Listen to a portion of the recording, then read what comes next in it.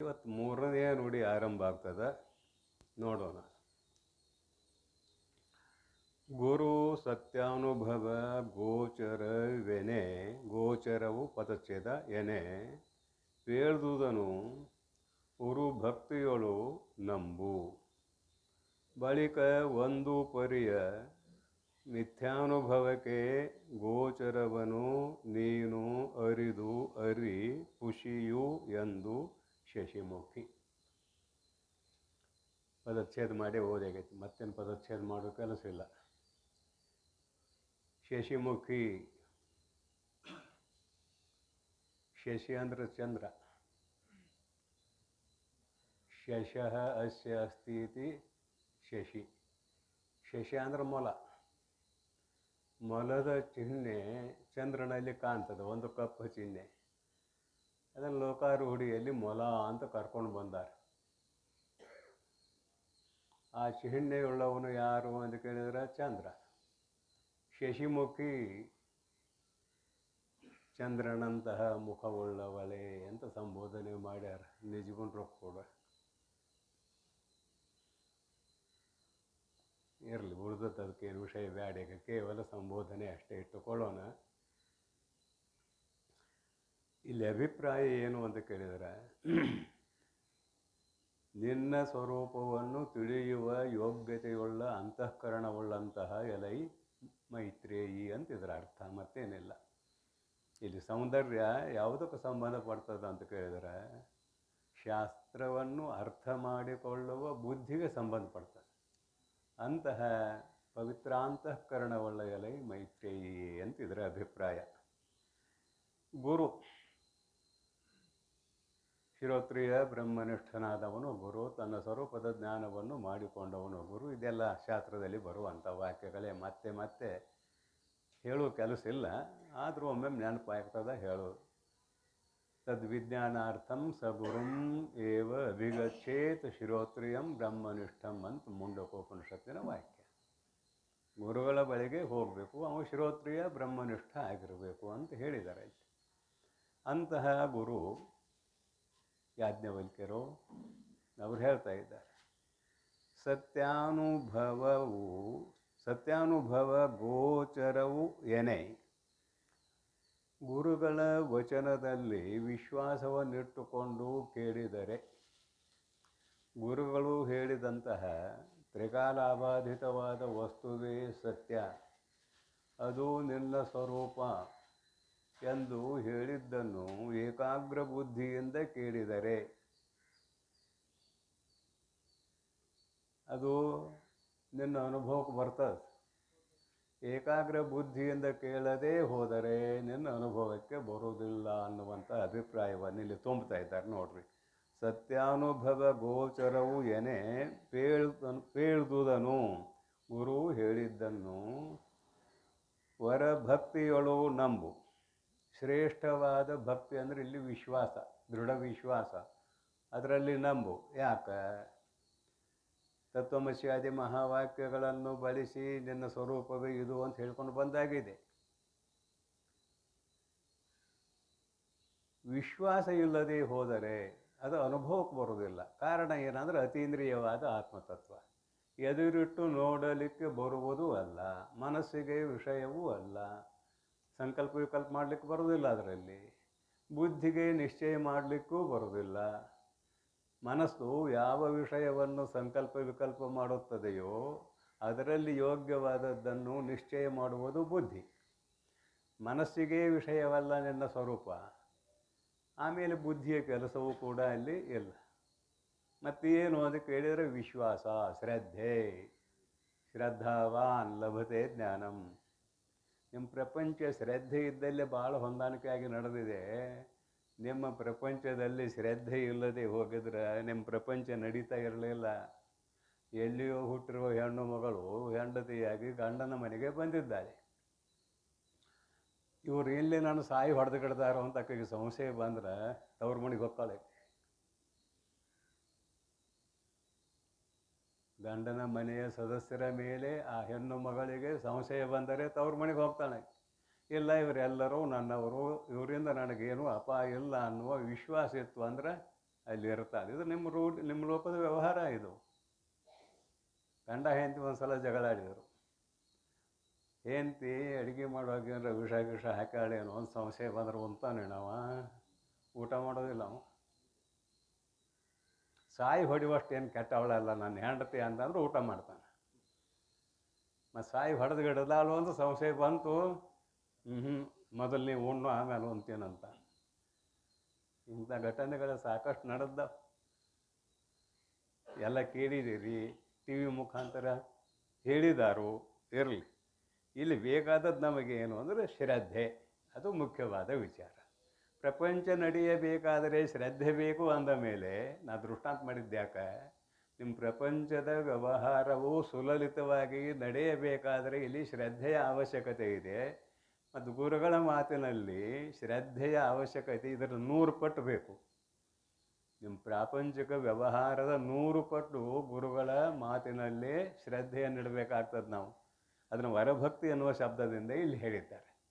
ಭಕ್ತಿ, ವಿಶ್ವಾಸ, ನಂಬುಗೆ ಇವೆಲ್ಲ ಪರ್ಯಾಯ ಶಬ್ದ. ವರಭಕ್ತಿಗಳು ನಂಬು, ಶ್ರೇಷ್ಠವಾದ ವಿಶ್ವಾಸದಿಂದ ನಂಬು.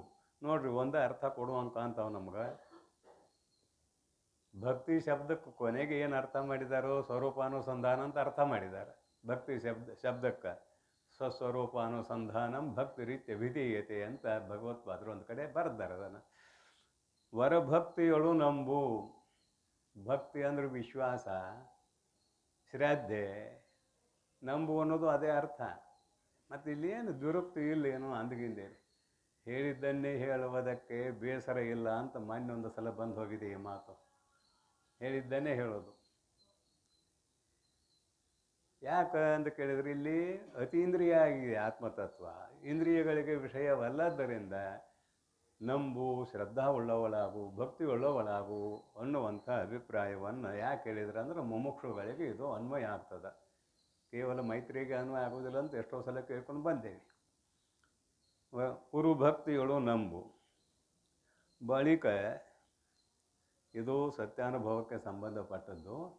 ಬಳಿಕ ಒಂದು ಪರಿಯ ಮಿಥ್ಯಾನುಭವಕ್ಕೆ, ಒಂದು ಪರಿಯ ಮಿಥ್ಯಾನುಭವಕ್ಕೆ ಏನು ಶಬ್ದ ಹಾಕಿದ್ದಾರೆ ನೋಡ್ರಿ. ಒಂದು ಪರಿಯ ಮಿಥ್ಯಾನುಭವಕ್ಕೆ ಅಂತ ಶಬ್ದ ಹಾಕಿದ್ದಾರೆ ಇಲ್ಲಿ. ಜಗತ್ತಿಗೆ ಅಸ್ತಿತ್ವ ಇಲ್ಲ ಅಂತ ಹೇಳಕ್ಕೆ ಹೊರಟವರು ಅದ್ವೈತ ವೇದಾಂತಿಗಳು. ಜಗತ್ತಿಗೆ ಇರುವಿಕೆ ಇಲ್ಲ ಅಂತ. ಆದರೂ ಕೂಡ ಒಂದು ರೀತಿಯಿಂದ ತೋರುತ್ತಿದೆ. ಒಂದು ಪರಿಯ, ಒಂದು ರೀತಿಯಿಂದ ತೋರುತ್ತದೆ ಅಂದ್ರೇನು, ಅಧ್ಯಸ್ಥವಾಗಿ ತೋರುತ್ತದೆ. ತಾನು ಇಲ್ಲದೇ ಇದ್ದರೂ ಕೂಡ ತೋರುತ್ತದೆ. ಅವ ದೃಷ್ಟಾಂತಗಳು: ಕಪ್ಪೆ ಚಿಪ್ಪು, ಬೆಳ್ಳಿ, ಹಗ್ಗ, ಹಾವ, ಮೋಟ್ ಮರ, ಕಳ್ಳ, ಮರೀಚಿಕೆ, ಎಲ್ಲಿ ತೋರುವ ಜಲ. ಇವ 4 ದೃಷ್ಟಾಂತಗಳನ್ನು ಬಳಸ್ತಾರೆ. ಇಲ್ಲದೇ ಇದ್ದರೂ ತೋರುತ್ತವೆ. ಅದಕ್ಕಂದರೂ ಒಂದು ಪರಿಯ ಬಳಿಕ ಒಂದು ಪರಿಯ ಮಿಥ್ಯಾನುಭವಕ್ಕೆ ಗೋಚರವನು. ನಿನ್ನ ಮಿಥ್ಯಾನುಭವ ಇದು. ಇಲ್ಲೇನು ಗುರುಗಳು ಹೇಳಬೇಕಾಗಿಲ್ಲ. ಇದು ಸತ್ಯವೋ ಮಿಥ್ಯವೋ ಅಂತ ಸ್ವಲ್ಪ ಎದುರಿಗೆ ಒಂದು ಪದಾರ್ಥ ಇಟ್ಟುಕೊಂಡು ವಿಚಾರ ಮಾಡು. ಅದಕ್ಕೆ ಇರುವಿಕೆ ಅನ್ನೋದು ಇಲ್ಲವೇ ಇಲ್ಲ. ಈ ಪೂರ್ವದಲ್ಲಿ ಇದ್ರ ಬಗ್ಗೆ ಹೇಳಿಯಾಗಿದೆ ಸಾಕಷ್ಟು ಸಲ. ಇರುವಿಕೆ ಜಗತ್ತಿಗೆ ಇಲ್ಲ. ಯಾಕೆ? ಪ್ರತಿಕ್ಷಣದಲ್ಲಿ ಆಯುಷ್ಯ ದಾಟ್ತಾ ಇದೆ. ಇರುವಿಕೆ ಜಗತ್ತಿಗೆ ಇಲ್ಲ. ಇಲ್ಲದೆ ಇದ್ದದ್ದನ್ನು ಇದೆ ಅಂತ ಒಪ್ಪಿಕೊಂಡಿದ್ದೇವೆ, ಅದು ತಪ್ಪಾಗಿದೆ. ಇಷ್ಟೇ, ಮತ್ತೇನಿಲ್ಲ. ಆ ತಪ್ಪು ಭ್ರಾಂತಿ ಹೋಗಬೇಕು. ಬಳಿಕ ಒಂದು ಪರಿಯಿಂದ ಮಿಥ್ಯಾನುಭವಕ್ಕೆ ಗೋಚರವನು. ಮಿಥ್ಯಾನುಭವಕ್ಕೆ ಇದು ಸುಳ್ಳ ಎಂದು ಹೇಳುವುದಕ್ಕೆ ತೋರುವ ಒಂದು ಪದಾರ್ಥ ಬೇಕು. ತೋರುವ ಪದಾರ್ಥ ಇಲ್ಲದೆ ಹೋದರೆ ಇದು ಸುಳ್ಳ ಅಂತ ಹೆಂಗೆ ಹೇಳ್ತಿ? ಅಂದರೆ ಇಲ್ಲಿ ಇದಮಾತ್ಮಕ ಬುದ್ಧಿಗೆ ವಿಷಯವಾದ ಒಂದು ಪದಾರ್ಥ ಬೇಕು ಅಂತ ಅಭಿಪ್ರಾಯ ಆಯಿತು. ಅದನ್ನು ವಿಚಾರ ಮಾಡಿದ ಮೇಲೆ ಅದು ಸತ್ಯವೋ ಮಿಥ್ಯವೋ ಅಂತ ಗೊತ್ತಾಗ್ತದೆ. ಈಗ ಭ್ರಾಂತಿ ಕಾಲದಲ್ಲಿ ಹಗ್ಗ ಹಾವಿನಂತೆ ತೋರಿತಪ್ಪ. ಹಗ್ಗ ಹಾವಿನಂತೆ ತೋರಿತು. ತೋರಿದ ಮೇಲೆ ವಿಚಾರಕ್ಕೆ ಬಿದ್ರಿ, ಇದು ಹಾವು ಹೌದೋ ಅಲ್ಲೋ. ಅಲ್ಲಿ ಏನೇನೋ ಅಂದರೂ ಅವ್ನು ಬಿಡು, ನೀವು ಬೇಡದ ಭೂಚಿತ್ರ ಅದು ಇದು ಏನು ಬೇಡ, ಬರೀ ಹಾವಂದ ಇಟ್ಕೊಳ್ಳೋನು. ಇದು ಹಾವು ಹೌದೋ ಅಲ್ಲೋ ಅಂತ ವಿಚಾರಕ್ಕೆ ಬಿದ್ರಿ. ಸ್ವಲ್ಪ ಮಬ್ಬುಗತ್ತಲೆ ಇತ್ತು. ಯಾರ್ದು ಹತ್ರ ಈಗೆಲ್ಲ ಏನು ನಿಮ್ಮ ಹತ್ರ ಮೊಬೈಲ್ ಬಂದವ, ಹಳೆ ಕಾಲದ ಕತೆ ನಮ್ಮವು. ಯಾವನು ಹೋಗಿ ಒಂದು ದೀಪ ತೊಗೊಂಡು ಬಂದ, ಲಾಟಿನ ಅಂತ ಕರಿತಿದ್ವಿ ನಾವು. ಲಾಟಿನ್ ನೋಡಿದಿರೇನೋ ಈಗಿನವ್ರೆ? ಲಾಟೀನು ಅಂತ ಕರಿತಿದ್ದೆ. ಯಾಕಂದ್ರೆ ಗಾಳಿಯಾಗ ಅದನ್ನು ಹಿಡ್ಕೊಂಡು ಅಡ್ಡಾಡಿದ್ರು ಆರ್ತಿರ್ಲಿಲ್ಲ. ಆ ಲಾಟಿನ್ ತೊಗೊಂಡು ಬಂದು ನೋಡ್ತಾನ, ಅಲ್ಲಿ ಏನಿದೆ ಅಂದ್ರೆ ಹಾಗಿದೆ. ಇಲ್ಲಿವರೆಗೆ ಹಾವಿದೆ ಅಂತ ಅನುಭವ ಬಂತಲ್ಲ, ಅದು ಸತ್ಯಾನುಭವವೋ ಮಿಥ್ಯಾನುಭವವೋ? ಮಿಥ್ಯಾನುಭವ. ಮಿಥ್ಯಾನುಭವ ಯಾವಾಗ ಬಂತು ಅಂದ್ರೆ ಆ ತೋರುವ ವಸ್ತುವನ್ನು ವಿಚಾರ ಮಾಡಿದ ಮೇಲೆ ಮಿಥ್ಯಾನುಭವ ಬಂತು. ಈ ಜಗತ್ತು ತೋರ್ತಾ ಇದೆ ನಿನಗೆ, ಸ್ವಲ್ಪ ವಿಚಾರ ಮಾಡಿ ನೋಡು ಅಂದ್ರೆ ನಿಂದು ಇಲ್ಲಿ ಪ್ರಯತ್ನ ಇದೆ ಅಂತ ಅಭಿಪ್ರಾಯ. ಎಲ್ಲ ನಾನು ಹೇಳಬೇಕಾದದ್ದೇನಿಲ್ಲ. ನಿಂದು ಅಂದರೆ ಶಿಷ್ಯನದು. ಇಲ್ಲಿ ಪ್ರಯತ್ನ ಬೇಕು. ಪ್ರಯತ್ನ ಇಲ್ಲದೆ ಹೋದರೆ ಆಗೋದಿಲ್ಲ ಅನ್ನೋದನ್ನು ಅವನು ಹೇಗೆ ಬರೆದಾರೆ ನೋಡ್ರಿ ಗ್ರಂಥಕಾರರು. ಮಿಥ್ಯಾನುಭವಕ್ಕೆ ಗೋಚರವನು, ನಿನ್ನ ಮಿಥ್ಯಾನುಭವಕ್ಕೆ, ಇದು ಸುಳ್ಳು ಎಂಬುವ ಅನುಭವಕ್ಕೆ ತೋರುವ ನೀನು ಅರಿದು ಆ ವಸ್ತುವನ್ನು ತಿಳಿದು ಖುಷಿ ಎಂದು ಅರಿ. ಆ ವಸ್ತು ತಿಳಿದ ಮೇಲೆ ಸುಳ್ಳನ್ನು, ವಸ್ತು ತಿಳಿಯದೆ ಸುಳ್ಳನ್ನಕ್ಕೆ ಹೋಗಬೇಡ. ಅಂದ್ರೆ ಇಲ್ಲಿ ನಿನ್ನ ಕರ್ತವ್ಯ ಇದೆ. ಇಲ್ಲಿಯೇ ನಿನ್ನ ಕರ್ತವ್ಯ ಇರುವಾಗ, ಎಲ್ಲಿ ಹೊರಗಿನ ಜಗತ್ತಿನಲ್ಲಿ ನಿನ್ನ ಕರ್ತವ್ಯವಿರುವಾಗ ನಿನ್ನ ಆತ್ಮ ಸ್ವರೂಪವನ್ನು ತಿಳಿಯುವುದರಲ್ಲಿಯೂ ನಿನ್ನ ಕರ್ತವ್ಯ ಇದೆ. ಅಂದರೆ ಶ್ರವಣ ಮನನ ನಿಧಿಧ್ಯಾಸನ. ಕರ್ತವ್ಯ ಇದೆ ಅಂದರೆ ಕರ್ಮ ಅಂತ ಅರ್ಥ ಮಾಡಬೇಡ್ರಿ. ಶ್ರವಣ ಮನನ ನಿಧಿಧ್ಯಾಸನ. ಕರ್ತವ್ಯ ಇಲ್ಲದನ್ನು ಪಡೆಯುವುದಕ್ಕೆ ಕರ್ಮ. ಕರ್ತವ್ಯ ಅಂದ್ರೇನು? ನಿಮ್ಮಲ್ಲಿ ಇಲ್ಲದನ್ನು ಯಾವುದೋ ಒಂದು ವಸ್ತುವನ್ನು ಪ್ರಾಪ್ತಿ ಮಾಡಿಕೊಳ್ಳುವುದಕ್ಕೆ ಕರ್ಮದಲ್ಲಿ ತೊಡಗುತ್ತೇವೆ. ಯಾವುದರಾಗಲಿ ಅದೊಂದು ಪ್ರಾಪ್ತಿ ಇರ್ತದೆ ಅಲ್ಲಿ. ಇಲ್ಲಿ ಇಲ್ಲದನ್ನು ಇದೆ ಎಂದು ತಿಳಿದುಕೊಂಡಿದ್ದೇವೆ, ಅದನ್ನು ತೆಗೆದು ಹಾಕುವುದು ಇಲ್ಲಿ. ಜಗತ್ತಿಲ್ಲ ನಿನ್ನ ಸ್ವರೂಪದಲ್ಲಿ, ಇಲ್ಲದೇ ಇರುವ ಜಗತ್ತು ಇದೆ ಎಂದು ತಿಳಿದುಕೊಂಡಿದ್ದೀಯಾ, ಅದು ಇಲ್ಲ ಎಂದು ನಿಶ್ಚಯ ಮಾಡುವುದು ನಿನ್ನ ಕರ್ತವ್ಯ. ಇಲ್ಲಿ ಪಡೆಯುವುದಲ್ಲ. ಇದ್ದದ್ದನ್ನು ಅಂದರೆ ಇದ್ದಂತೆ ಆದದ್ದನ್ನು ತೆಗೆದು ಹಾಕುವುದು. ಮತ್ತು ಇದ್ದದ್ದನ್ನು ತೆಗೆದು ಹಾಕೋದಂದ್ರೆ ಆತ್ಮನ ಕಡೆ ಹಾದಿಗಿತ್ತು. ಇದ್ದಂತೆ ತೋರುವುದನ್ನು ತೆಗೆದು ಹಾಕುವುದು ಅಂದ್ರೆ ಇಲ್ಲ ಅಂತ ನಿಶ್ಚಯ ಮಾಡುವುದು ಅಂತ ಅಭಿಪ್ರಾಯ. ನೀನು ಅರಿದು ಖುಷಿ ಎಂದು ಅರಿ. ಅನ್ವಯ ನೋಡ್ರಿ, ನೀನು ಅರಿದು ಖುಷಿ ಎಂದು ಅರಿ. ಶಶಿಮುಖಿ ಅಂತೂ ಮೊದಲು ಹೇಳಿ ಆಗಿದೆ. ಇಷ್ಟರಿಂದ ಏನಾಯಿತು ಅಂದ್ರೆ ಮುಂದೆ ಅದನ್ನು ವ್ಯಾಖ್ಯಾನ ಮಾಡ್ತಾರೆ ಇನ್ನು ವಿಶೇಷವಾಗಿ. ಒಂದು ಸತ್ಯ, ಇನ್ನೊಂದು ಮಿಥ್ಯೆ.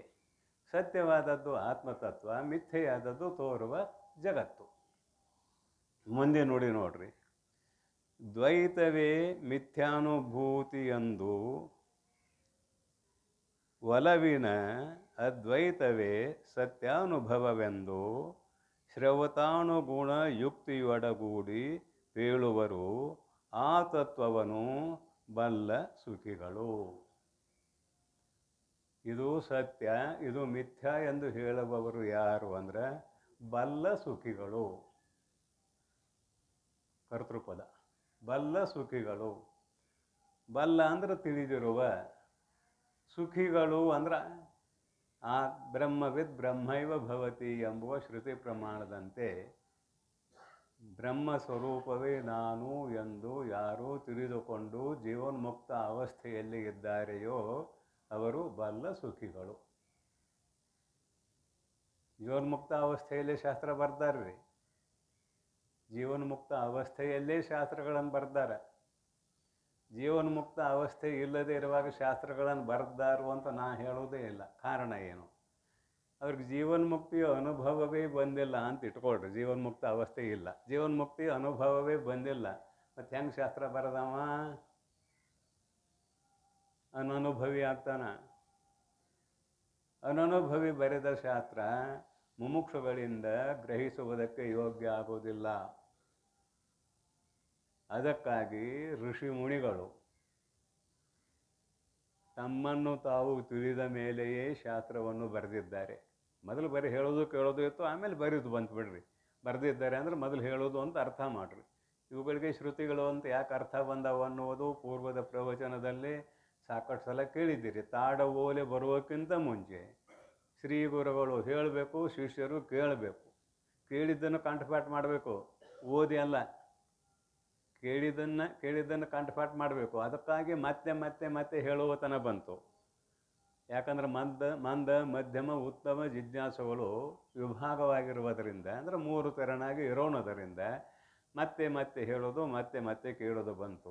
ಅದಕ್ಕೆ ಲಕ್ಷಣ ಮಾಡ್ಯಾರ, ತಚ್ಚಿಂತನಂ ತತ್ಕಥನಂ ಅಂತ. ಮತ್ತೆ ಮತ್ತೆ ಹೇಳೋದು ಮತ್ತೆ ಮತ್ತೆ ಕೇಳೋದು. ಬಾಯಿಯಿಂದ ಹೇಳಿದ್ದನ್ನು ಕಿವಿಯಿಂದ ಕೇಳುತ್ತಾ ಬಂದದ್ದರಿಂದ ವೇದಗಳಿಗೆ ಶ್ರುತಿಗಳು ಅಂತ ಅರ್ಥ ಬಂತು. ವೇದಗಳಂದ್ರೆ ಉಪನಿಷತ್ತುಗಳು ಸೇರಿದವು ಅಲ್ಲಿ. ಇವಕ್ಕೆ ಶ್ರುತಿಗಳು ಅಂತ ಯಾಕೆ ಕರೆದ್ರು ಅಂದ್ರೆ, ಕೇಳುವ ಮುಖಾಂತರ ಇವು ಬೆಳಕಿಗೆ ಬಂದವು. ಆದ್ದರಿಂದ ಶ್ರುತಿಗಳು. ಮುಂದೆ ನಮ್ಮಂಥ ದಾಡ್ರು ಹುಟ್ಟಿರಲ್ಲ, ಅವ್ರ ಸಲುವಾಗಿ ಬರೆದಿಟ್ರು. ಇವಕ್ಕೆ ಕೇಳಿ ಕೇಳಿ ಕಂಠಪಾಠ ಮಾಡಲಿಕ್ಕೆ ಆಗೋದಿಲ್ಲ ಅಂತ ಬರೆದಿಟ್ರು. ಅದಕ್ಕೆ ಇಲ್ಲಿ ಬಲ್ಲ ಸುಖಿಗಳು ಯಾರು ಅಂದರೆ ತಮ್ಮ ಸ್ವರೂಪವನ್ನು ಸಾಕ್ಷಾತ್ಕಾರ ಮಾಡಿಕೊಂಡಿರುವ ತತ್ವವೇತ್ತರು.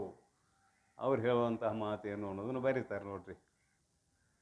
ಬಲ್ಲ ಸುಖಿಗಳು ಅಂದರೆ ತಮ್ಮ ಸ್ವರೂಪದ ಜ್ಞಾನವನ್ನು ಮಾಡಿಕೊಂಡಂಥವರನ್ನು ಬಲ್ಲವರು ಅಂತ ಕರಿತೇವೆ. ಸುಖಿಗಳು.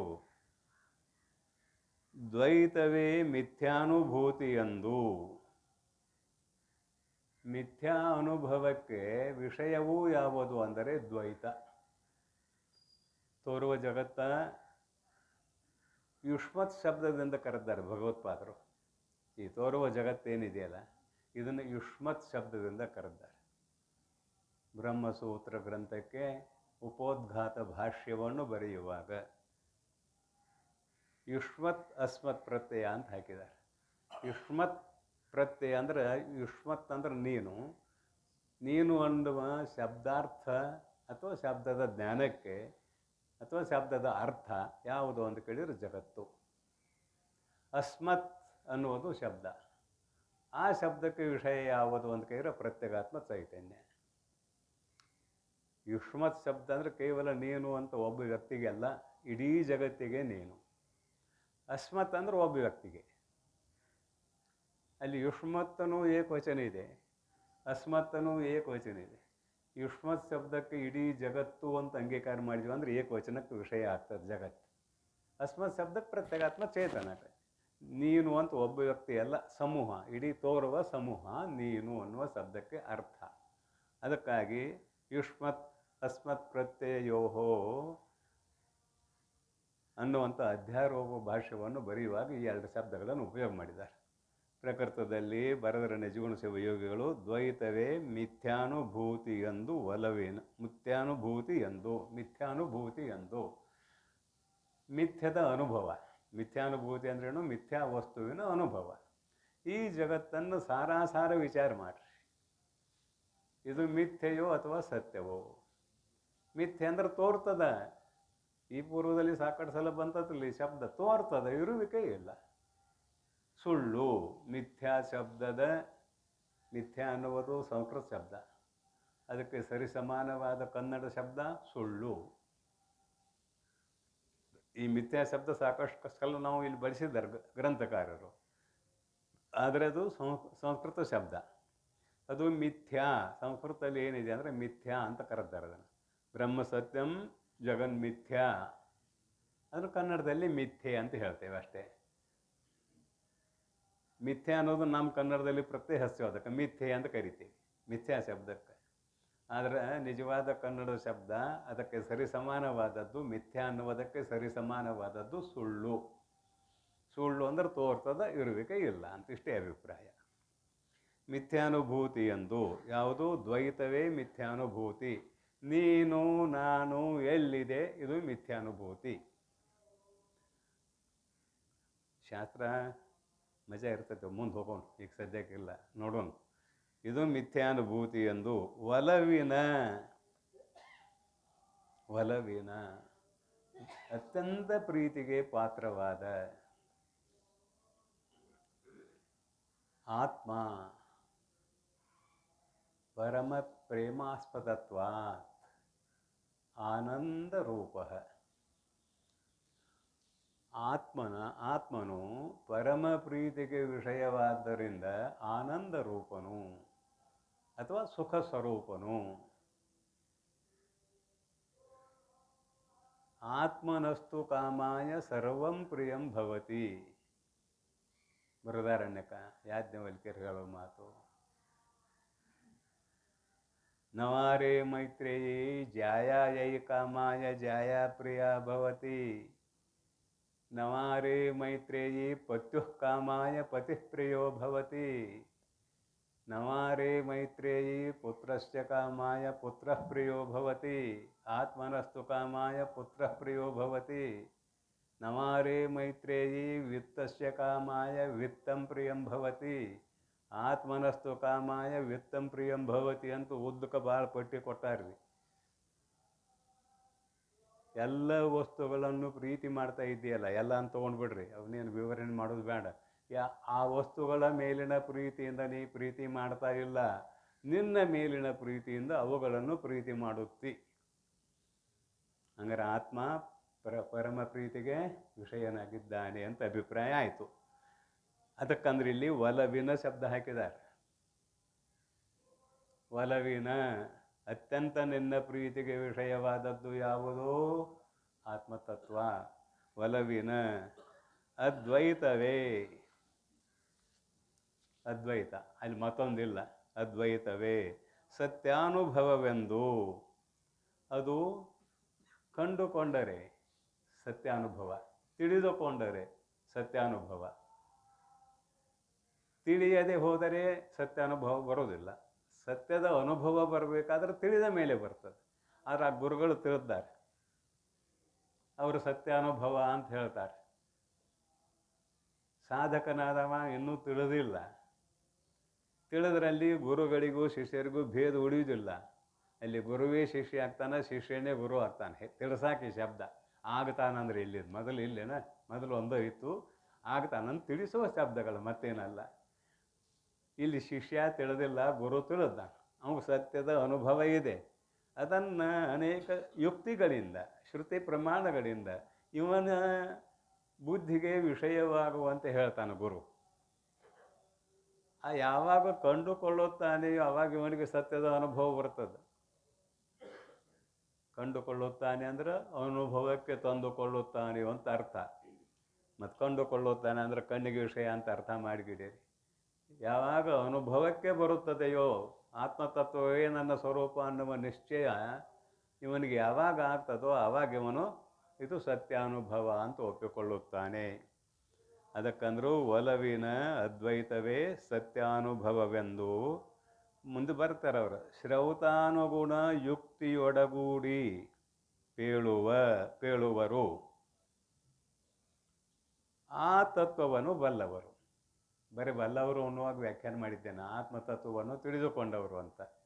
ಅದನ್ನು ಇಲ್ಲಿ ಆ ತತ್ವವನ್ನು ಬಲ್ಲವರು, ಆ ತತ್ವವನ್ನು ಬಲ್ಲವರು ಅಂತ ಒಂದು ಶಬ್ದ ಹಾಕಿರು. ಆಕಾರ ಯಾಕೆ ಬಂತು ಅಂತ. ಆಕಾರ ಯಾಕೆ ಬಂತು? ಆ ತತ್ವವನ್ನು ಬಲ್ಲವರು ಅಂದ್ರೆ ಪರೋಕ್ಷ ಆಯ್ತಿಲ್ರಿ.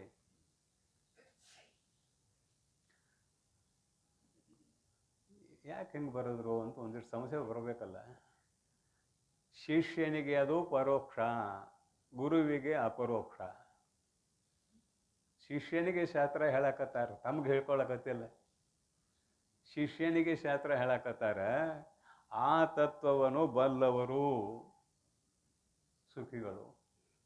ಆ ಸುಮ್ಮನೆ ಶಬ್ದ ಹಾಕಿಲ್ಲ, ನೆಚ್ಕೊಂಡ್ರು, ಭಾಳ ಮಜಾ ಹಾಕ್ಯಾರ. ಸಾರು ವಿಚಾರ ಮಾಡಿದ್ರೆ ಈ ಆಕಾರ ಯಾಕೆ ಬಂತಿಲ್ಲ? ತತ್ವವನ್ನು ಬಲ್ಲವರು ಅಂದ್ರೆ ಸಾಕಾಗಿತ್ತಲ್ಲ.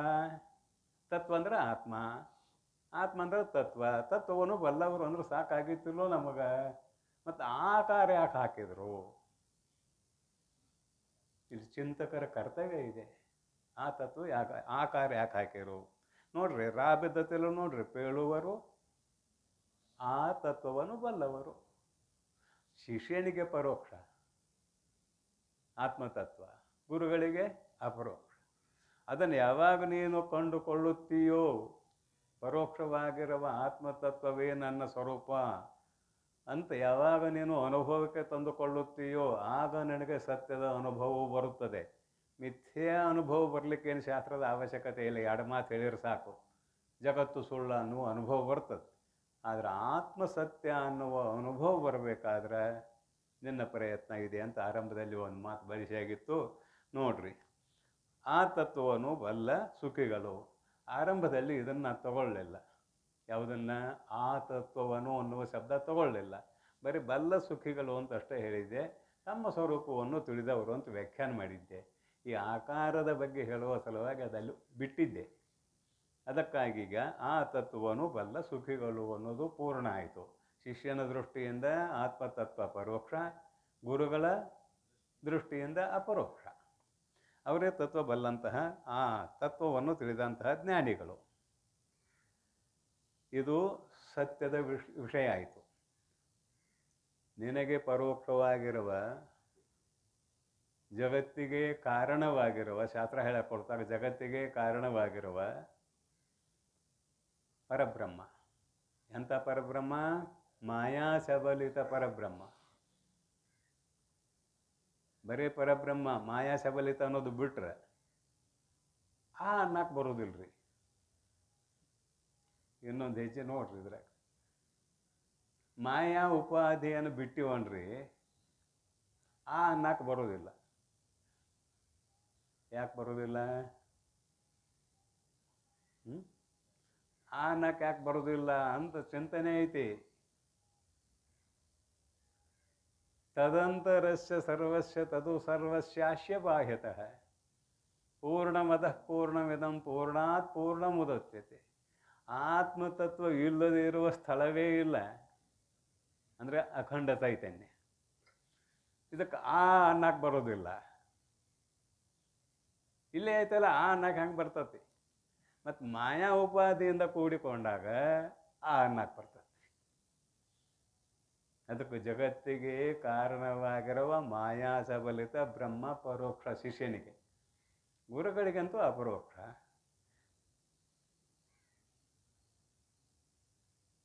ಚಿಂತನೆ ಮಾಡುವಂಥ ಶಾಸ್ತ್ರ. ಚಿಂತನೆ ಮಾಡು, ಮತ್ತೆ ಮತ್ತೆ ಚಿಂತನೆ ಮಾಡು, ನಿನ್ನ ಅನುಭವಕ್ಕೆ ಸಹಜವಾಗಿ ಬರ್ತದೆ. ಚಿಂತನೆ ಇಲ್ಲದೆ ಹೋದರೆ ಬರೋದಿಲ್ಲ, ಅನುಭವಕ್ಕೆ ಬರೋದಿಲ್ಲ ಅನ್ನೋದನ್ನು ಮತ್ತೊಮ್ಮೆ ನೆನಪು ಮಾಡೋಣ. ಆಯಿತು. ಸತ್ಯಾನುಭವವೆಂದು ಶ್ರೌತಾನುಗುಣ ಏನಾಯಿತು? ಸತ್ಯಾನುಭವವೆಂದು ಶ್ರೌತ ಶ್ರುತಿ ಪ್ರಮಾಣ. ಸದೈವ ಸೌಮ್ಯ, ಇದು ಸದೈವ ಸೌಮ್ಯದ ಮದ್ರ ಆಸೀತ್, ಸದ್ರೂಪವಾದ ಬ್ರಹ್ಮ ಒಂದೇ ಇತ್ತು ಅಂತ ಛಾಂದೋಗ್ಯ. ತತ್ ತ್ವಂ ಅಸಿ ಅನ್ನುವುದು ಉಪದೇಶಪರ ವಾಕ್ಯ. ಅದೇ ಛಾಂದೋಗ್ಯದಲ್ಲಿ ಬರುವಂಥದ್ದು ಇದು. ತತ್ ತ್ವಂ ಅಸಿ ಇದು ಶ್ರುತಿ. ಶ್ರುತಿ ಏನು ಹೇಳ್ತದೆ? ಯಾರ್ದೂ ಬಿಡೆ ಇಲ್ಲ ಅದಕ್ಕೆ. ಸೂತ್ರ ಇಲ್ಲ, ಹೊಗಳೋದು ಅಲ್ಲ, ಇದು ಅಲ್ಲ, ಅದೆಲ್ಲ ಇದೆ. ವಾಕ್ಯಾರ್ಥ ಪ್ರತಿಪತ್ತಿ ನಿರಾಕರಣೆ ಅಂತ ಒಂದು ಹೆಡ್ಡಿಂಗ್ ಇದೆ ವಿವೇಕ ಚಿಂತಾಮಣಿಯಲ್ಲಿ, ಅನುಭವ ಸಾರದಲ್ಲಿ ಇದೆ. ವಾಕ್ಯಾರ್ಥ ಪ್ರತಿಪತ್ತಿ ನಿರಾಕರಣೆ ಅಂತ ಹೆಡ್ಡಿಂಗ್ ವಿಷಯ. ಅಲ್ಲಿ ಹೇಳ್ತಾರೆ, ಅನೇಕ ವಿಧವಾಗಿ ದ್ವೈತಿಗಳು ತತ್ವಮಸಿ ಮಹಾವಾಕ್ಯ ಅಭೇದವನ್ನು ಹೇಳಕ್ಕೆ ಹೊರಟಿಲ್ಲ, ಉಪಚಾರ ಪರವಾಗಿ ಹೇಳಕ್ಕೆ ಹೊಂಟಿದೆ ಇತ್ಯಾದಿ ಅಲ್ಲಿ ಅನೇಕ ಬಳಸಿದ್ದಾರೆ. ಇಲ್ಲಿ ಶ್ರುತಿಗೆ ಯಾರ ಹಂಗೂ ಇಲ್ಲ, ಇದ್ದದ್ದನ್ನು ಇದ್ದಂತೆ ಹೇಳುವುದು ಶ್ರುತಿ ಪ್ರಮಾಣ. ಅದಕ್ಕಾಗಿ ಶ್ರೌತಾನುಗುಣ, ಶ್ರುತಿಗೆ ಅನುಗುಣವಾದ, ಬರೀ ಶ್ರುತಿ ಹೇಳ್ತದಂತಲ್ಲ, ಶ್ರೌತಾನು ಬರ್ದಾರಿಲ್ಲಿ, ಶ್ರೌತ ಅನುಗುಣವನ ಶ್ರೌತಾನುಗುಣ ಯುಕ್ತಿ. ಶ್ರುತಿ ಪ್ರಮಾಣಕ್ಕೆ ಹೊಂದುವಂತಹ ಯುಕ್ತಿಗಳು ಬೇಕು. ಯುಕ್ತಿ ಅಂದ್ರೇನು? ಊಹೆ. ಶ್ರುತಿ ಪ್ರಮಾಣಗಳಿಗೆ ಹೊಂದುವಂತಹ ಯುಕ್ತಿ ಬೇಕು. ಬರೀ ಶ್ರುತಿ ಒಂದ ಸಾಲುವುದಿಲ್ಲ ಅಂತಾರೆ. ಇದರ ಜೊತೆಗೆ ಮತ್ತೆ ಅನುಭವ ಬೇಕು ಅಂತೂ ಮುಂದೆ ಹೇಳ್ತಾರೆ. ನೋಡೋಣ. ಶ್ರೌತಾನುಗುಣ ಯುಕ್ತಿಯೊಡಗೂಡಿ ನೀ ಏನು ಚಿಂತನೆ ಮಾಡಿದ್ರು ಅದಕ್ಕೆ ಹಿಂದೊಂದು ಶ್ರುತಿ ಪ್ರಮಾಣ ಬೇಕು.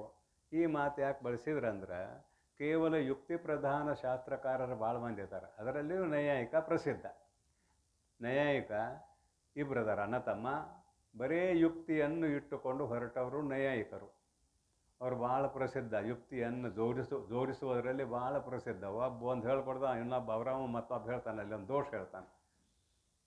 ಅದಕ್ಕಾಗಿ ಇಲ್ಲೇನು ಮಾಡಿದ್ದಾರೆ, ಯುಕ್ತಿಯನ್ನು ಬಳಸುವಾಗ ಶ್ರುತಿಯನ್ನು ಪ್ರಮಾಣವನ್ನಾಗಿಟ್ಟುಕೊಂಡು ಯುಕ್ತಿಗಳನ್ನು ಬಳಸಬೇಕು. ಯುಕ್ತಿ ಯಾಕೆ ಸೇರಿಸಿದ್ರು? ಶ್ರದ್ಧೆ ಇಡು ಅದ ನೀ ಬ್ರಹ್ಮ ಅಂದರು. ಶ್ರದ್ಧೆ ಇಡು ಅದ ನಾ ಬ್ರಹ್ಮ ಅಂದ್ರೆ ಸಾಲೋದಿಲ್ಲೇನು ಅಂತ ಅನಿಸಿದರೆ ಸಾಲೋದಿಲ್ಲ. ನಿನ್ನ ಯುಕ್ತಿಯಿಂದ ನಿನ್ನ ಅನುಭವಕ್ಕೆ ಬರ್ತದ ಅದು ಬರೀ ಕೇಳಿದ್ದಾಯಿತು. ಅದೇ ಬ್ರಹ್ಮ ನೇನು ಅಂತ ಕೇಳಿದ್ದಾಯಿತು. ಪರಂತು ಅನುಭವಕ್ಕೆ ಬರಬೇಕಾದ್ರೆ ಯುಕ್ತಿ ಬೇಕಾ? ಯುಕ್ತಿ ಇಲ್ಲ ಅಂದರೆ ಕೆಲಸಕ್ಕೆ ಬರೋದಿಲ್ಲ. ಅದಕ್ಕೆ ಶ್ರುತಿ ಮತ್ತು ಸ್ತರ್ಕೋನುಸಂಧೀಯತಾಂ ಅಂತ ಬರ್ತಾರೆ ಸಾಧನ ಪಂಚಕದಲ್ಲಿ. ಶ್ರುತಿಗೆ ಅನುಗುಣವಾದ ಯುಕ್ತಿಗಳು ಬೇಕು.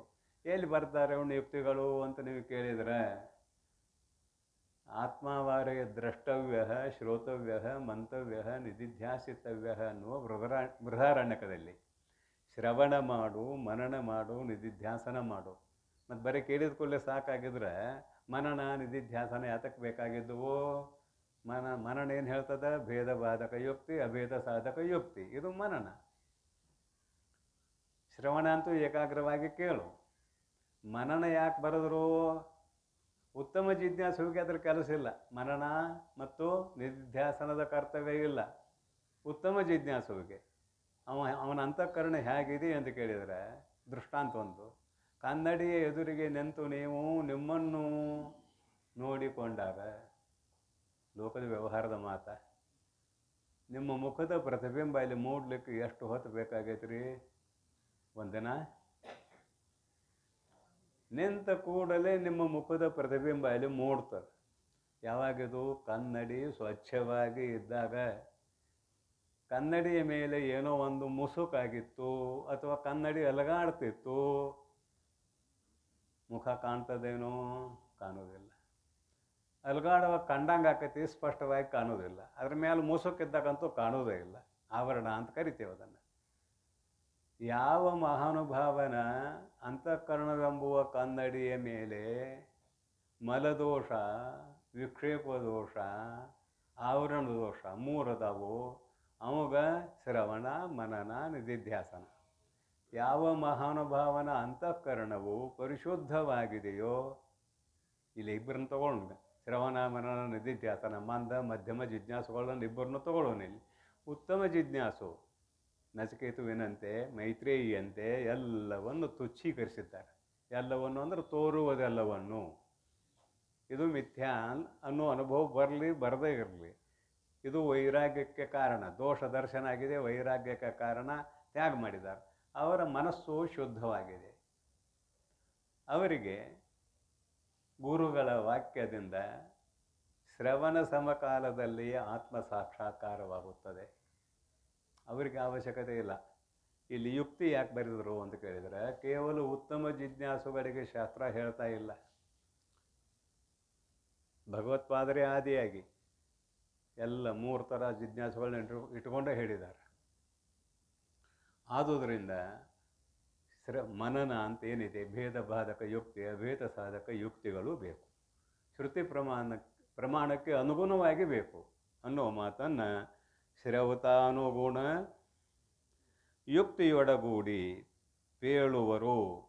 ಅನೇಕ ಯುಕ್ತಿಗಳನ್ನು, ಭೇದ ಬಾಧಕ ಯುಕ್ತಿಯನ್ನು ಹೇಳ್ತಾರೆ, ಅಭೇದ ಸಾಧಕ ಯುಕ್ತಿಗಳನ್ನು ಹೇಳ್ತಾರೆ, ಅವುಗಳನ್ನು ಕೂಡಿಸಿಕೊಂಡು ಹೇಳ್ತಾರೆ. ಯುಕ್ತಿಯೊಡಗೂಡಿ ಪೇಳುವರು ಯಾರು? ಆ ತತ್ವವನ್ನು ಬಲ್ಲವರು. ಅದು ಅರ್ಥ ಆಗೈತಲ್ಲ, ಆ ತತ್ವವನ್ನು ಬಲ್ಲವರು ಸುಖಿಗಳು. ಈಗ ಮುಂದಿನ ನೋಡ್ರಿ, ಸತ್ಯಾನುಭವದ ವಿಷಯ ಅಂತೂ ಆಯಿತು ಸ್ಪಷ್ಟವಾಗಿ. ತಾನು ಇದಿರು ಎಂಬ ಭಾವನೆ ದ್ವೈತಂ, ಅದು ಆನು ಇದಿರೆಂಬ ಎರಡು ಅಳಿದಿರ್ಪ ನ್ಯೂನವು ಎಳ್ಳಿನಿತಿಲ್ಲದೆ ಯಶವ ನೈರ್ಮಲ್ಯ ವಿಜ್ಞಾನವು ಅದ್ವೈತವೆಂದು ಎನಿಪುದು.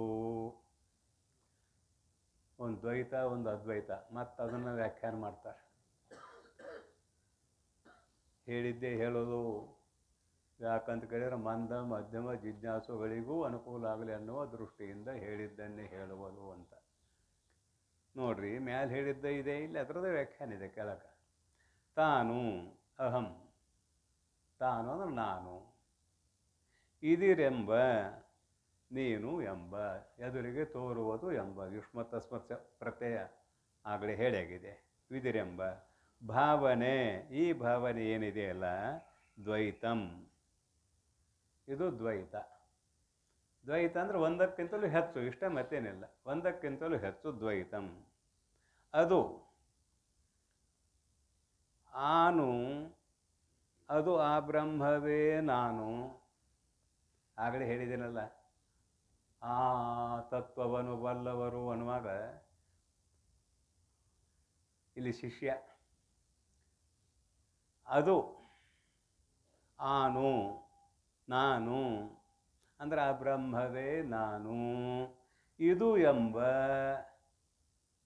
ಅಂದರೆ ಜೀವಭಾವ, ಜಗತ್ತು ಒಂದು ಸತ್ಯ ಒಂದು ಮಿಥ್ಯ. ಅದು ನಾನು ಅನ್ನುವುದು ಸತ್ಯ, ಇದು ಅನ್ನುವುದು ಮಿಥ್ಯ ಅಂದರೆ ಜಗತ್ತು ಮಿಥ್ಯ, ಆ ಬ್ರಹ್ಮವೇ ನಾನು ಅನ್ನುವುದು ಸತ್ಯ. ಮಜಾ ಮಾಡ್ಯಾರ ನೋಡ್ರಿ. ಎರಡು ಅಳಿದಿರ್ದ, ಇವೆರಡೂ ಹೋಗ್ಬೇಕು. ಆ ಬ್ರಹ್ಮವೇ ನೀನು ತಿಳಿ ಅಂತ ಹೇಳಿದರು, ಆ ಬ್ರಹ್ಮವೇ ನಾನು ಎಂದು ತಿಳಿದದ್ದು ಹೋಗಬೇಕು. ಇದು ಎಂಬುವ ಬುದ್ಧಿಗೆ ವಿಷಯವಾದ ದ್ವೈತ ಪ್ರಪಂಚದ ಬುದ್ಧಿಯೂ ಹೋಗಬೇಕು. ಅಲ್ಲ, ಆ ಬ್ರಹ್ಮವೇ ನೀನು ತಿಳಿ ಅಂತ ಹೇಳಕ್ಕೆ ಹೊಂಟಾರ, ಮತ್ತು ಆ ಬ್ರಹ್ಮವೇ ನಾನು ಅಂತ ತಿಳಿದ ಮೇಲೆ ಅದನ್ನು ಬಿಡಬೇಕಂತಾರೆ, ಇದನ್ನು ಬಿಡಬೇಕಂತಾರೆ. ಇದೆಂತ ಮಾತ್ರಿ ಅಂದಿಗಿಂದೇರಿ. ಇವೆರಡೂ ಇದ್ರ ಮದ್ವೈತ ಬಂತು. ನಾನು ಆ ಬ್ರಹ್ಮವೇ, ಇದು ಜಗತ್ತು ಅಂದ್ರೆ ದ್ವೈತ ಬಂತು. ನಾನು ಬ್ರಹ್ಮ ಅನ್ನೋದನ್ನು ಮರೆಯಬೇಕು. ಬರ್ತದೆ ಮುಂದಿನ ಸಂಧಿಯಲ್ಲಿ, ಸಾಕಷ್ಟು ವಿಸ್ತಾರವಾಗಿ ಬರ್ತದೆ. ಬೋಧ ಚತುಷ್ಟಯ ಅಂತಿದೆ, ಮುಂದಿನ ಸಂಧಿಯಲ್ಲಿ ಸಾಕಷ್ಟು ವಿಸ್ತಾರವಾಗಿ ಬರ್ತದಾಗ.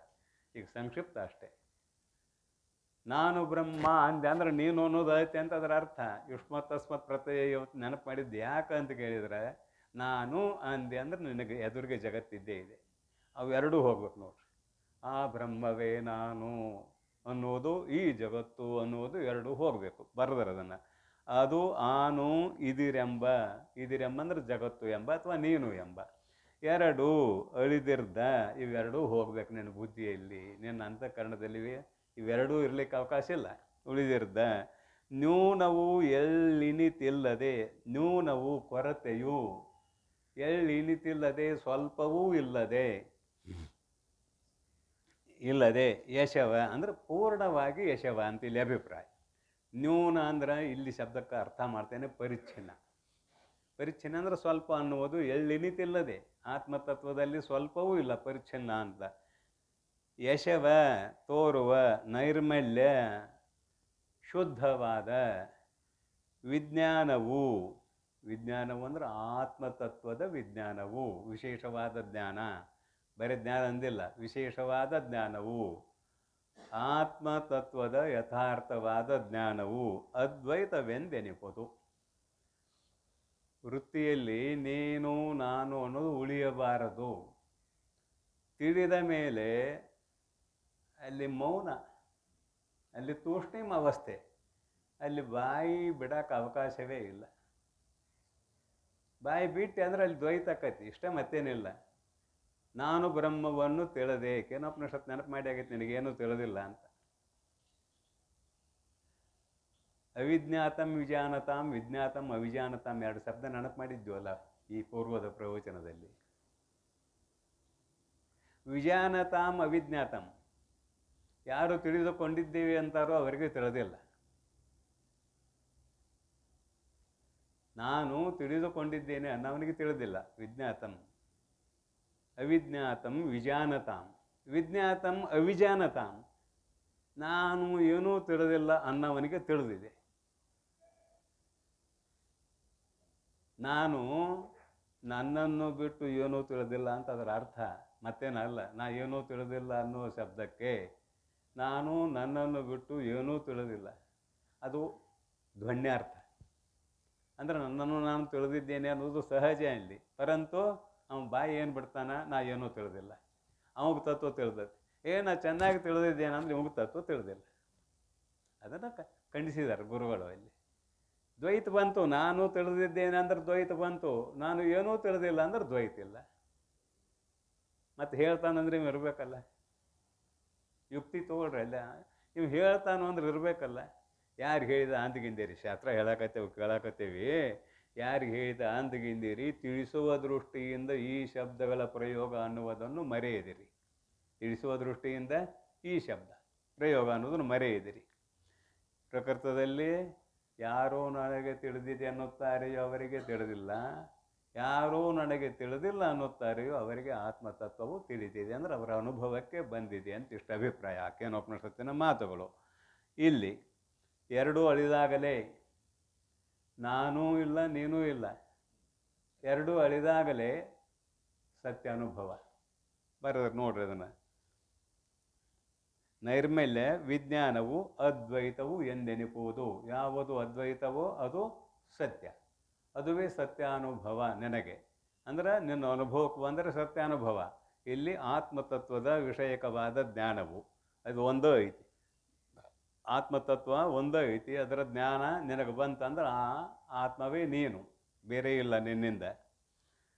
ಅದಕ್ಕಂದ್ರು ನ್ಯೂನವು ಎಳ್ಳಿನಿತಿಲ್ಲದೆ ಯಶವ ಶುದ್ಧವಾದ ವಿಜ್ಞಾನವು, ವಿಶೇಷವಾದ ನಿನ್ನ ಸ್ವರೂಪದ ಜ್ಞಾನವು ಅಥವಾ ಆತ್ಮಜ್ಞಾನವು ಅದ್ವೈತವೆಂದೆನಿಪುದು.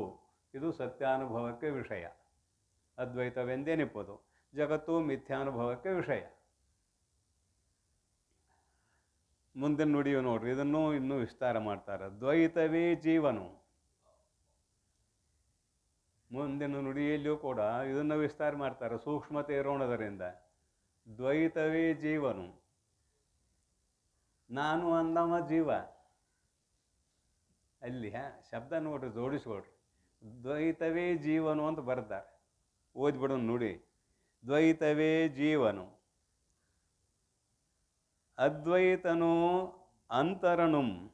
ಆ ದ್ವೈತಂಗಳೆರಡನು, ದ್ವೈತಂಗಳೆಂಬೆರಡನು ನೇತಿಗಳೆದು ಮೇಣವರ ತೋರ್ಕೆಯುಡುಗಿ ನಿಂದು ತಾನೇ ಪೂರ್ಣ ಪರಾತ್ಮನು. ಹಿಂದಿನ ನುಡಿಯ ಅರ್ಥವನ್ನೇ, ಇದೇನು ಬೇರೆ ಹೊಸದಿಲ್ಲ. ದ್ವೈತ ಅದ್ವೈತವನ್ನೇ ಈ ನುಡಿಯಲ್ಲಿ ಭಾಳ ಸುಂದರವಾಗಿ ಹೇಳ್ತಾರೆ ನೋಡ್ರಿ, ಕೇಳ್ರಿ. ಏನಂತಾರಂದ್ರೆ,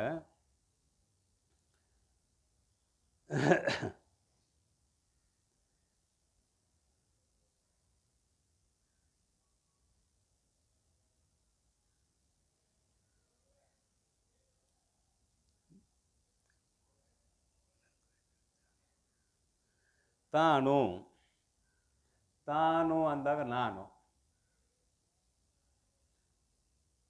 ಇದು ಈ ಪೂರ್ವದಲ್ಲಿ ಸಾಕಷ್ಟು ಸಲ ಆಗಿದೆ. ನಾನು ಅನ್ನಬೇಕಾದ್ರೆ ಇನ್ನೊಂದು ಇದ್ದಾಗ ನಾನು ಅನ್ನಕ್ಕೆ ಬರ್ತದೆ. ಇನ್ನೊಂದಿಲ್ಲ ಅಂದ್ರೆ ನಾನು ಅನ್ನಕ್ಕೆ ಜಾಗನೇ ಇಲ್ಲ, ಸ್ಥಳವೇ ಇಲ್ಲ. ಇಲ್ಲಿ ಸಾಪೇಕ್ಷಕ ಶಬ್ದ ಅಂತ ಹೇಳಿದ್ದೇನೆ ಮೊದಲೊಮ್ಮೆ. ನಾನು ನೀನು, ಹೋಗು ಬಾ, ಕೊಡು ತೆಗೆದುಕೋ, ಇವೆಲ್ಲ ಸಾಪೇಕ್ಷಕ ಶಬ್ದಗಳು. ನಾನು ಅನ್ನಬೇಕಾದ್ರೆ ನೀನು ಅಂತಿದ್ದಾಗಲೇ ನಾನು ಅಂತ ನಾವು. ನೀನು ಅನ್ನೋದಿಲ್ಲ ಅಂದ್ರೆ ನಾನು ಅಂತ ಉಚ್ಚಾರ ಮಾಡಲಿಕ್ಕೆ ಅವಕಾಶವೇ ಇಲ್ಲ. ಅದಕ್ಕೆ ಇಲ್ಲಿ ಬರೆದಾರೆ ನಿಜಗೊಂಡ್ರು. ತಾನು ಇದಿರೆಂಬ, ನಾನು ನೀನು ಎಂಬ. ನಾನು ಅಂದ್ರೆ ಆತ್ಮತತ್ವ, ನೀನು ಅಂದ್ರೆ ಜಗತ್ತು. ಮತ್ತೆ ಅಲ್ಲಿಗೆ ಬರೋದು ನಾನು ನೀನೆಂಬ, ತಾನು ಇದಿರೆಂಬ ಅನ್ನೋದಕ್ಕೆ ನಾನು ನೀನೆಂಬ ಭಾವನೆ ದ್ವೈತಂ. ದ್ವೈತ ಅಂದ್ರೆ ಯಾವುದು ಅಂತ ವಿಸ್ತಾರ ಮಾಡ್ತಾರೆ. ಮತ್ತೇನಿಲ್ಲ, ನಾನು ನೀನು ಅನ್ನುವ ವ್ಯವಹಾರ ಎಲ್ಲಿದೆ ಅಲ್ಲಿ ದ್ವೈತ. ದ್ವೈತಂ ಅದು ಆನು, ಅದು ಆನು, ಭಾವನೆ ದ್ವೈತನು. ದ್ವೈತಂ ಅದು ಆನು ಇದಿರೆಂಬ ಎರಡು ಅಡಿದಿರ್ದ, ಅದು ನಾನು, ಆ ಬ್ರಹ್ಮವೇ ನಾನು. ಇದು ಜಗತ್ತು, ಇದು ಕೂಡ ಉಳಿಬಾರ್ದು ಅಂತ ಬರೀತಾರೆ ಮುಂದೆ. ಅದು ಆನು, ಅದು ಆನು ಅಂದ್ರೆ ಗುರುಗಳು ಹೇಳಿದರು ಆ ಬ್ರಹ್ಮವೇ ನೀನು ಅಂತ. ಅದು ಆನು. ಇದಿರೆಂಬ, ಇದಿರಂದ್ರೆ ಎದುರಿಗೆ ತೋರುವುದು ಎಂಬ ಎರಡು ಅಳಿದಿರ್ದ. ಮೇಲೆ ನೋಡಿಗೆ ಹೋಯ್ತೇನೆ, ಇದು ಮೇಲೆ ನೋಡಿಗೆ ಹೋಯ್ತೇನೆ. ಹೇಳ್ತೇನೆ, ಮೇಲೆ ನೋಡಿಗೆ ಹೋಗೈತ್ರಿ. ಇಲ್ಲ, ಏನು ಜ್ಞಾನ ಅದ್ವೈತ ಮೇಲೆ ನೋಡಿಗೆ ಹೋಗೈತಲ್ರಿ. ದ್ವೈತವೇ ಜೀವನು, ಅಲ್ಲಿಂದ ಬರಬೇಕದು. ಮೇಲೆ ನೋಡಿಗೆ ಹೋಗೈತಿ. ದ್ವೈತವೇ ಜೀವನು. ಇಲ್ಲಿ ನಾನು ಎಂಬುವವನೇ ಜೀವನು. ಇದರದ್ದು ವ್ಯಾಖ್ಯಾನ ನಡೆದೈತೆ, ಮತ್ತೇನಿಲ್ಲ. ನಾನು ಅಂದ್ರೆ ನೀನು ಇಲ್ಲಿ ಇದ್ದೇ ಇದೆ. ದ್ವೈತವೇ ಜೀವನು. ಜೀವನು ಅಂದರೆ ನಾನು ಅಂದಾಗ ಜೀವಾತ್ಮ. ಆಮೇಲೆ ಅದ್ವೈತನು ಅಂತರನು. ಅದ್ವೈತನು ಇಲ್ಲಿ ಗುರುಗಳು ಅಂತರಾತ್ಮಾವಸ್ಥೆಯಲ್ಲಿ ಇದ್ದಾರೆ. ಶಾಸ್ತ್ರ ಹೇಳುವಾಗ ಅಂತರಾತ್ಮ ಅವಸ್ಥೆಯಲ್ಲಿ ಇದ್ದಾರೆ ಅಂತ ಪೂರ್ವದಲ್ಲಿ ಬಂದಿತ್ತು. ಅವರು ಬ್ರಹ್ಮವನ್ನು ತಿಳಿದಿಲ್ಲ ಅಂತಲ್ಲ, ಆದರೆ ಬಾಧಿತ ಅನುವೃತ್ತಿಯಿಂದ ಜಗತ್ತಿಟ್ಕೊಂಡಿದ್ದಾರೆ. ಶಿಷ್ಯನಿಗೆ ಹೇಳುವಾಗ ತಮ್ಮಲ್ಲಿ ಅಧ್ಯಾರೋಪ ಮಾಡಿಕೊಂಡ್ರು ಅಂತ ಮೊದಲು ಬಂದವಲ್ಲ ಮಾತುಗಳು. ಇಂದ್ರಿಯಾದಿಗಳನ್ನು ತಮ್ಮಲ್ಲಿ ಅಧ್ಯಾರೋಪ ಮಾಡಿಕೊಂಡಾಗ ಇಂದ್ರಿಯಗಳು ಜಗದಂತರ್ಗತ, ಈ ಜಗತ್ತು ಬಾಧಿತ ಅನುವೃತ್ತಿಯಿಂದ ಅವರಿಗೆ ತೋರ್ತದ. ಅವಾಗ ಅವರು ಶಾಸ್ತ್ರ ಹೇಳ್ತಾ ಇದ್ದಾರೆ ಅಂತ ಈ ಪೂರ್ವದಲ್ಲಿ ಚಿಂತನೆ ಸಾಗಿ ಬಂದಿದೆ. ಅಂತರಮ್ಮಂದ್ರಲ್ಲಿ ಅಂತರಾತ್ಮನು ಯಾರೋ ಗುರು, ಈ ಶಾಸ್ತ್ರ ಹೇಳಕ್ಕದಾನ ಗುರು ಅಂತ ಇಟ್ಕೊಳ್ರಿ. ಅಂತರಾತ್ಮನು, ಜೀವನು ದ್ವೈತನು, ಆಮೇಲೆ ದ್ವೈತನು, ಅದ್ವೈತನು ಅಂತರಾತ್ಮನು ಮಾಡಬೇಕಲ್ಲಿ. ಆ ದ್ವೈತ ಅಂತರಾತ್ಮನೇ ಇಲ್ಲಿ ಅದ್ವೈತ ಅದ, ಜೀವಾತ್ಮನೇ ದ್ವೈತ ಅದ. ಆ ದ್ವೈತಗಳು ಎಂಬ ಎರಡನ್ನು ಇಲ್ಲಿ ದ್ವೈತ ಅದ್ವೈತ ಅನ್ನುವ ಎರಡನ್ನು ಮಜಾ ಇದೆ. ದ್ವೈತ ಅದ್ವೈತ ಎರಡನ್ನು ಅಂತಾರೆ. ಅಲ್ಲ, ಅದ್ವೈತ ಇದ್ದಲ್ಲಿ ದ್ವೈತ ಇಲ್ಲ, ದ್ವೈತ ಇದ್ದಲ್ಲಿ ಅದ್ವೈತ ಇಲ್ಲ. ಸೂರ್ಯ ಇದ್ದಲ್ಲಿ ಕತ್ಲಿಲ್ಲ, ಕತ್ಲಿದ್ದಲ್ಲಿ ಸೂರ್ಯ ಇಲ್ಲ ಅಂತ ಹೇಳ್ಕೊಂಡ್ಬಂದೇವಿಲ್ಲ. ಮತ್ತು ಇಲ್ಲಿ ಏನಂತಾರೆ, ದ್ವೈತ ಅದ್ವೈತ ಎರಡನು ಅಂತಾರಲ್ಲ. ದ್ವೈತ ಅದ್ವೈತ ಎಂಬೆರಡನು ನೇತಿಗಳೆದು ಅಷ್ಟೇ ಬಿಟ್ಟಿಲ್ಲಲ್ಲ, ನೇತಿಗಳೆದು ಎರಡನ್ನೂ ನೇತಿಗಳಿಬೇಕಂತ. ಏನ್ರಿಪ್ಪ ನಿಮ್ಮ ಮನಸ್ಸಿಗೆ ಬರ್ತದ? ಅದ್ವೈತ ಅನ್ನಬೇಕಾದರೆ ದ್ವೈತದ ಸಾಪೇಕ್ಷ ಇದೆ, ದ್ವೈತ ಅನ್ನಬೇಕಾದರೆ ಅದ್ವೈತದ ಸಾಪೇಕ್ಷ ಇದೆ. ಮೊದಲ ಎಷ್ಟೋ ಸಲ ಬಂದದ ಈ ಮಾತು. ಬಾಯಾಗಿಂದ ಮಾತು ಹೊರಗೆ ಬಂದ್ರೆ ಮಾಯ ಐತೆ ಅಲ್ಲಿ ಅಂತ. ದ್ವೈತ ಅನ್ನಬೇಕಾದರೆ ಅದ್ವೈತ ಇರಬೇಕು, ಅದ್ವೈತ ಅನ್ನಬೇಕಾದರೆ ದ್ವೈತ ಇರಬೇಕು. ದ್ವೈತ ಇಲ್ಲದ್ಲೇ ಅದ್ವೈತ ಅಂತ ಹೆಂಗೆ ಅಂತೀನಿ ನೀನು? ಅರಿತದ್ದನ್ನೂ ಮರೆಯಬೇಕು ಅಂತ ಹೇಳ್ತಾರೆ ಮುಂದಿನ ಸರ್ಗದಲ್ಲಿ. ಮುಂದಿನ ಸಂಧಿಯಲ್ಲಿ ಬರ್ತದೆ ಬೋಧ ಚತುಷ್ಟಯ ಅಂತ, ಮುಂದಿನ ಭಾಳ ವಿಸ್ತಾರಕ್ಕೆ ಬರ್ತದೆ. ಈಗಂತೂ ಇವೆರಡು ಹೋಗ್ಬೇಕಂತಾರೆ. ಅಂತರಾತ್ಮ ಅವಸ್ಥೆಯೂ ಹೋಗಬೇಕು, ಜೀವಾತ್ಮ ಅವಸ್ಥೆಯೂ ಹೋಗ್ಬೇಕಂತ ಇದ್ರ ಅಭಿಪ್ರಾಯ. ಇವೆರಡು ಅಳಿಬೇಕಂದ್ರೇನು? ಅಂತರಾತ್ಮ ಅವಸ್ಥೆಯೂ ಹೋಗಬೇಕು, ಜೀವಾತ್ಮ ಅವಸ್ಥೆಯೂ ಹೋಗಬೇಕು. ಅಂತರಾತ್ಮ ಅವಸ್ಥೆಯಲ್ಲಿದ್ದಾನಂದ್ರೆ ಬಾಧಿತ ಅನುವೃತ್ತಿಯಿಂದ ಜಗತ್ತು ತೋರ್ತಾ ಇದೆ, ಅಲ್ಲಿ ದ್ವೈತ ಇದ್ದೇ ಇದೆ. ಆ ಬಾಧಿತ ಅನುವೃತ್ತಿಯಿಂದ ತೋರುವ ಜಗತ್ತಿನಲ್ಲಿ ಶಿಷ್ಯ ಇದ್ದಾನ, ಗುರುಗಳು ಹೇಳಕ್ಕೆ ಕುಂತಾರೆ ದ್ವೈತ ಇದೆ, ಪೂರ್ಣ ಅದ್ವೈತ ಆಗಲಿಲ್ಲ. ಅದಕ್ಕಾಗಿ ಅಂದರು ಇವೆರಡೂ ಅಳಿಬೇಕು. ನೋಡ್ರಿ ಬರ್ತಾರೆ. ಅಂತರಣು ಆ ದ್ವೈತಗಳೆಂಬೆರಡನು, ದ್ವೈತ ಅದ್ವೈತ, ಅಂತರಾತ್ಮ ಅದ್ವೈತ ಅಂದರು, ಜೀವಾತ್ಮ ದ್ವೈತ ಅಂದರು. ಆ ಎರಡನು ನೇತಿಗಳೆದು, ಇವು ಯಥಾರ್ಥ ಅಲ್ಲ, ಇವು ನಮ್ಮ ಸ್ವರೂಪಗಳು ಅಲ್ಲ ಎಂದು ನೇತಿಗಳೆದು ಆಮೇಲೆ ಅವರ ತೋರ್ಕೆಯು ಉಡುಗಿ. ಜೀವಾತ್ಮ ಭಾವನೆ ಅಂತರಾತ್ಮ ಭಾವನೆ ಎರಡೂ ಹೋಗಬೇಕು. ಜೀವಾತ್ಮ ಅಂತರಾತ್ಮ ಭಾವನೆ ಎರಡೂ ಹೋಗಿ ಉಡುಗಿ ನಿಂದುದು ಆತನೇ ಪೂರ್ಣ. ನಿಂದುದು ಅಲ್ಲ, ನಿಂದು ಈ ಸ್ಥಿತಿ ಬಂದು, ಈ ಸ್ಥಿತಿಯಲ್ಲಿ ನಿಂತು ಅಂದ್ರೆ ಜೀವಾತ್ಮ ಅಂತರಾತ್ಮ ಅನ್ನುವ ಭಾವನೆ ಹೋಗಿ ಕೇವಲ ಅಖಂಡ ಚೈತನ್ಯ ಒಂದೇ ಅನ್ನುವ ಭಾವ ಅಲ್ಲಿ ಸಿದ್ಧ ಆಗ್ತದೆ. ನಿಂದು ಆತನೇ ಪೂರ್ಣ ಪರಾತ್ಮನು, ಅವನೇ ಪೂರ್ಣ ಪರಾತ್ಮನು ಅಂತ ಬರೆದ್ರಲ್ಲ. ಇಲ್ಲಿ ನಿರ್ಗುಣ ನಿರಾಕಾರವಾದ ಬ್ರಹ್ಮ, ಇಲ್ಲಿ ಪರಾತ್ಮ ಅನ್ನೋ ಶಬ್ದಕ್ಕೆ ಸಾ ಕಾಷ್ಠ ಸಾ ಪರಾಗತಿ, ಅವನ ಆಚೆಗೆ ಮತ್ತೇನೂ ಇಲ್ಲ. ಅಪರಬ್ರಹ್ಮ ಅಲ್ಲ, ಮಾಯಾ ಚಬಲಿತ ಬ್ರಹ್ಮ ಅಲ್ಲ, ಭಾಗತ್ಯಾಗ ಲಕ್ಷಣೆಯಿಂದ ಇಲ್ಲಿ ಸರ್ವಜ್ಞತ್ವಾದಿ ಗುಣಗಳು ಹೊರಟು ಹೋಗ್ತಾವೆ, ಇಲ್ಲಿ ಕಿಂಚಿಜ್ಞತ್ವಾದಿ ಗುಣಗಳು ಹೊರಟು ಹೋಗ್ತಾವೆ, ಜೀವಾತ್ಮನಲ್ಲಿರುವು ಅವೆರಡೂ ಹೊರಟು ಹೋದ್ಮೇಲೆ ಅಖಂಡ ಚೈತನ್ಯ ಒಂದೇ ಉಳಿತದಂತ ಈ ಪೂರ್ವದಲ್ಲಿ ತತ್ವಮಸಿ ಮಹಾವಾಕ್ಯದ ಚಿಂತನೆಯಲ್ಲಿ ಬಂದದ್ದನ್ನು ನೆನಪು ಮಾಡಿದರೆ ಇಲ್ಲಿ ಅಂತರಾತ್ಮ ಮತ್ತು ಜೀವಾತ್ಮ ಅನ್ನುವ ಎರಡೂ ಭಾವನೆ ಹೋದಾಗ ಇವನು ಪರಿಪೂರ್ಣವಾಗಿರುವ ಆತ್ಮತತ್ವವೇ ಆಗ್ತಾನೆ ಅನ್ನೋದಿಲ್ಲ, ಪರಿಪೂರ್ಣವಾಗಿರುವ ಆತ್ಮತತ್ವನೇ ಅನ್ನುವಂತಹ ವಿಷಯವನ್ನು ಈ ನುಡಿಯಲ್ಲಿ ಹೇಳಿದ್ದಾರೆ ಅಂತ ಹೇಳ್ತಾ ಮತ್ತೆ ಮುಂದಿನ ವಿಷಯವನ್ನು ನಾಳೆ ತಿಳಿಯೋಣವೆಂದು ಹಾರೈಸಿ ವಿರಮಿಸುತ್ತೇನೆ. ಓಂ ತತ್ಸತ್ ಪರಬ್ರಹ್ಮಣೇ ನಮಃ.